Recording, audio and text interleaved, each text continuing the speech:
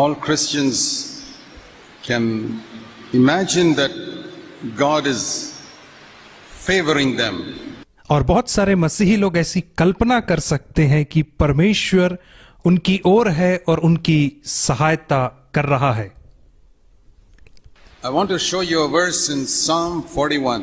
और मैं आपको एक वचन दिखाना चाहूंगा भजन संहिता की पुस्तक और उसके 41वें अध्याय से। How do we know whether God is pleased with us? और हम किस रीति से जानते हैं कि परमेश्वर हमसे प्रसन्न है? This is a wonderful verse. और यह एक बहुत ही अद्भुत वचन है। Psalm 41 verse 11. भजन संहिता 41वां अध्याय और उसका 11वां वचन।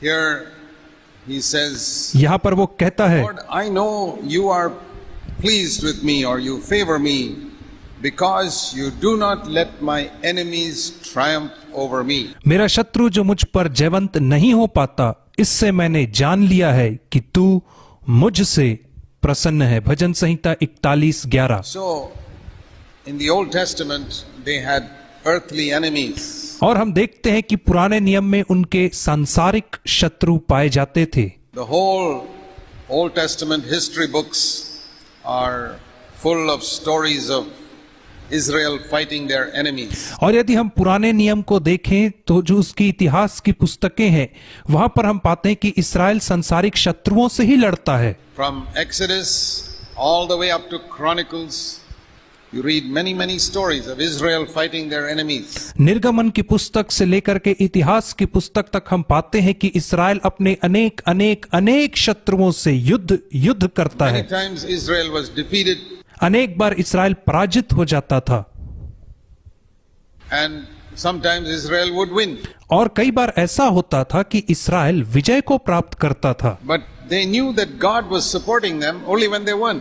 परंतु वे जानते थे कि परमेश्वर उनकी सहायता कर रहा है, उनकी ओर है केवल तभी जब वे जीतते When they थे। were defeated, they could not say God was supporting them. परंतु जब वे पराजित होते थे तब वे ऐसा नहीं कह पाते थे कि परमेश्वर उनकी ओर है। How can Almighty God be defeated by some earthly enemies? और कैसे सर्वशक्तिमान परमेश्वर किसी सांसारिक शत्रु के सामने हार सकता है? We read one incident like that in the Old Testament where the ruler in Judah was Hezekiah. और हम एक ऐसा ही विवरण पढ़ते हैं पुराने नियम में जहां पे यहूदा का राजा हिजकिय्याह था। And there was a king called Sennacherib who came to attack him. और वहां पे एक राजा था सन्हेरिब जो उसके ऊपर आक्रमण करने आया था। And Hezekiah prayed to God. और हिजकिय्याह ने परमेश्वर से प्रार्थना किया And God sent one angel. और परमेश्वर ने एक स्वर्गदूत को भेजा। And that one angel killed more than 180,000 soldiers of the enemy. और उस एक स्वर्गदूत ने शत्रु के 1,80,000 से ज्यादा सैनिकों को मार गिराया।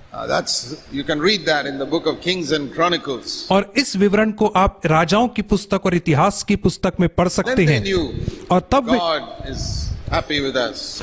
वे जानते थे कि परमेश्वर उनसे प्रसन्नचित्त है।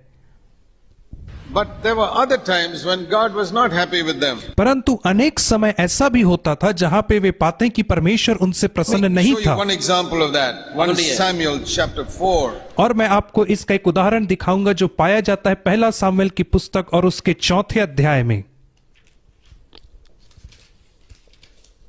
Where it says here that the verse 2, the Philistines defeated Israel, killing 4,000 people.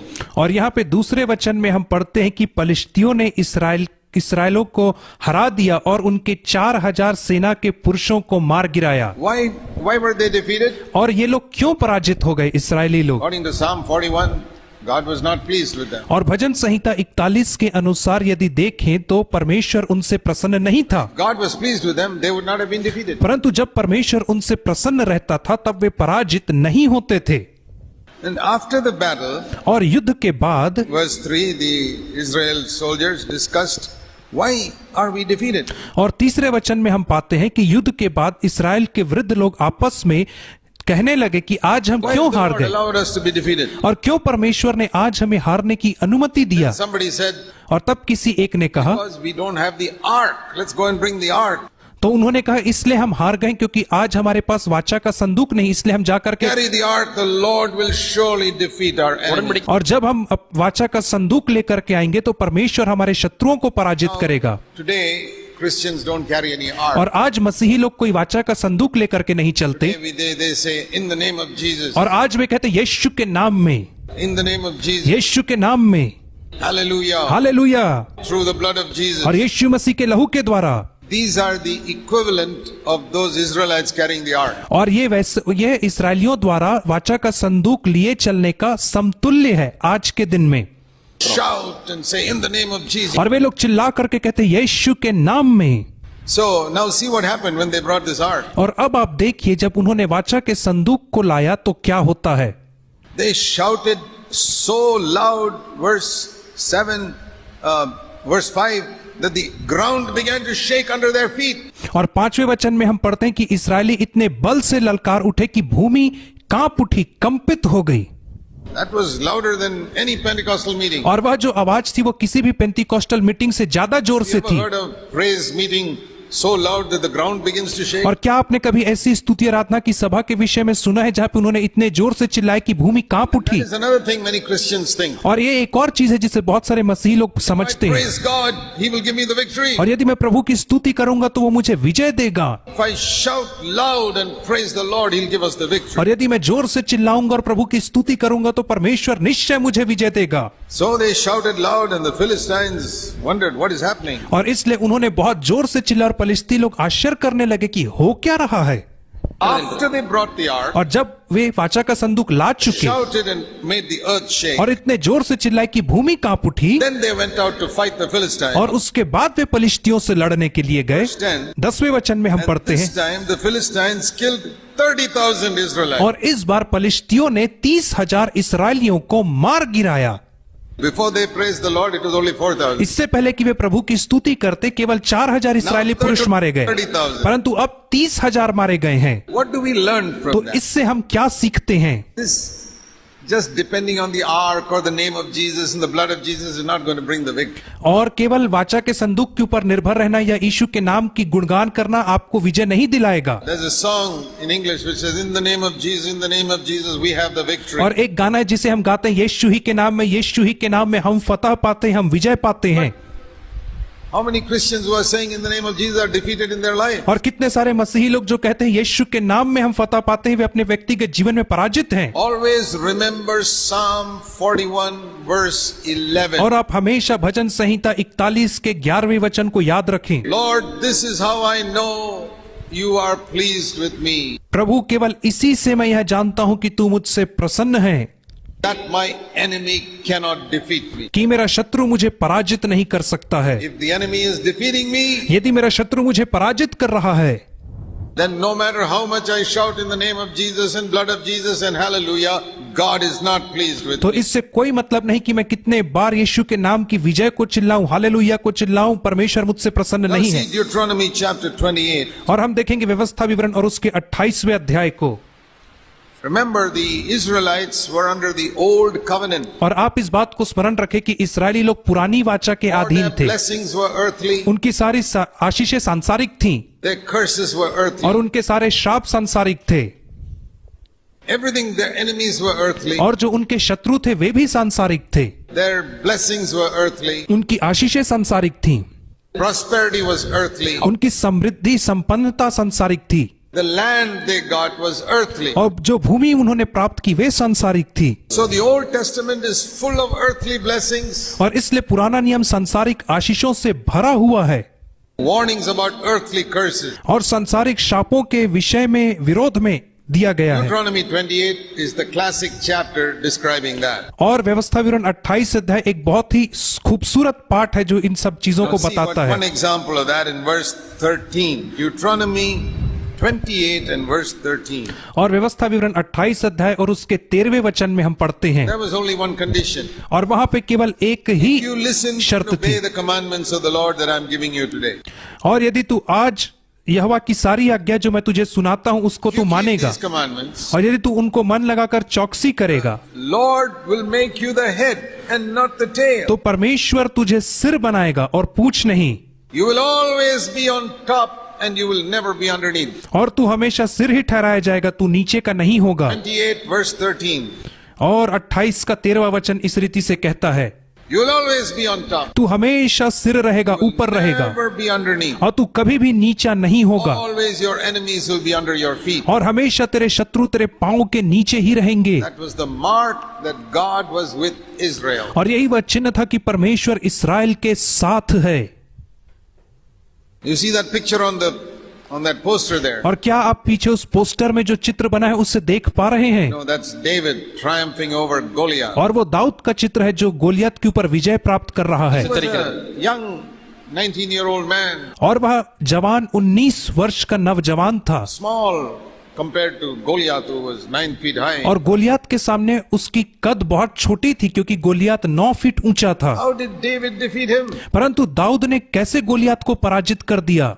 We say because he threw a stone. और हम कह सकते हैं इसलिए क्योंकि उसने एक पत्थर उठा करके गोलियत को मारा। God was with David. That is the reason. परंतु कारण यह है कि परमेश्वर दाऊद के साथ था। God was not with David. Even 1,000 stones and spears and arrows would not have helped him to win the victory. और यदि परमेश्वर दाऊद के साथ नहीं रहता तो 1000 पत्थर फेंकने पे भी गोलियत का कुछ नहीं बिगाड़ So पाता David वो। could say that. और इसलिए दाऊद ऐसा कह सकता है। Now I know that you are pleased with me. My enemy is defeated. और अब मैं जान गया कि तू मुझसे प्रसन्न है, इसलिए क्योंकि मेरा शत्रु मुझसे पराजित हो गया है।